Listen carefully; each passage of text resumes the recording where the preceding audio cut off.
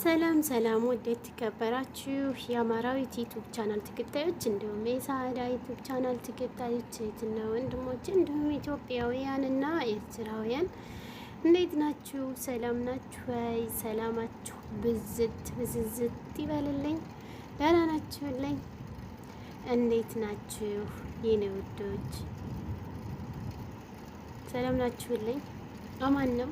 እስኪ ይህንን ውብ የሆነ እናት ዓለም ኢትዮጵያን እስኪ ጎብኙልኝ። ደስ አይልም? አያምርም? በጣም ደስ የሚል የሚያምር ሀገር። ያው መቼም እኔ እንደዚህ አስጎበኛችኋለሁ፣ አስፋልቱንም ቢሆን ማለት ነው አይደለም። ጥርግ ብዬ እየሄድኩኝ ነው። አያችሁት? ያው እንግዲህ ሀገር ስትመጡ እንደዚህ እየተዝናናችሁ እንደዚህ እያላችሁ ትሄዳላችሁ ማለት ነው። ያው እንግዲህ ሀገር እየናፈቃችሁ ደርሶ መልስ ነው ለነገሩ። ደርሶ መልስ የምትመጡ ከሆነ ነው፣ እዚሁ ለመኖር አይደለም። ኢትዮጵያ ውስጥ ለመኖር ሳይሆን ደርሳችሁ መልስ ወደ ኢትዮጵያ ለመኖር ከፈለጋችሁ ደግሞ ትንሽ ቆየት ብላችሁ ምትሆኑ ማለት ነው። ትንሽ ቆየት ብላችሁ ምትሆኑ። አሁን አይደለም እንግዲህ ብትመረሩም አረብ ሀገር ጠንከር ብላችሁ ስሩ። መዳሞች እንደገና ደግሞ የሚያቆስሏችሁ የሚያነፍሯችሁ ከሆነ በሌላ ቦታ መስራት፣ ሌላ ቀይራችሁ መስራትን የሚያክል ነገር የለም። ለትንሽ ጊዜ ወደ ሀገር አትምጡ እንላለን እና እውት እስኪ ውብ የሆነ ሀገር አሁን ይህንን ሀገር ጥለን እኛ ወደ ሌላ ሀገር ሄድን ብንል እንደው ማንስ በውጭ ሀገር ያሉ ዜጎች እኮ ሌሎች ሀገር ላይ ያሉ በጣም ነው ኢትዮጵያን የሚወዷት። ለምን? እነሱ ብዙውን ጊዜ ይመጣሉ፣ በሰላም ደርሰው በሰላም ነው የሚመለሱት።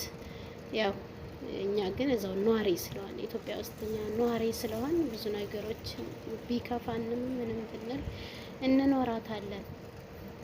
ነገር ግን ይችን የመሰለች ውብ ሀገር ጥለናት ሰው ሀገር ላይ ልክ እንደ እስር ቤት ታሽገን ነው አንድ ቤት የምንቀመጠው። ይዘውን እንኳን ወጥተው ሲሄዱ ኪስ አንጠልጥለን ነው ከኋላቸው የምንከተለው የፈለግነውን ነገር ለመግዛት እንደዚህ ያንዞር ምናምን። በቃ ያው እነሱ የራሳቸውን ይገዛሉ፣ እኛ አንጠልጣይ ነው የምንሆነው፣ እኛ ተሸካሚ ነው የምንሆነው። ወይም ልጅ አቃፊ ሆነን ከኋላቸው እንሄዳለን። ትክክል ነው አይደለ? ስንመለስም ያቸው እዛቸው እቤት ነው እንጂ በፈለግን ሰዓት ለመዝናናት ስንፈልግ ወደ ውጭ ወጥተን ልንዝናና እንሄድም እንደፈለግን ለመሆን። በዛ ላይ እንደገና ደግሞ ብንወጣም እንያዛለን፣ ወደ ሀገር ያስገቡናል እያልን ያው አንወጣም፣ ብዙ ጊዜ አንወጣም ማለት ነው። ከወጣንም እነሱ ጋር ነው፣ ስንመለስ ከነሱ ጋር ነው። በቃ ይህችን ውብ የሆነች አሁንም እንደ ሰው ሀገር ላይ እንኳ ያው ፖሊስ ይዘኛል ነው እንጂ የምትይው ሌላ መጥፎ ነገር ይዘኛል ብለሽ የምታስቡበት ነገር የለም።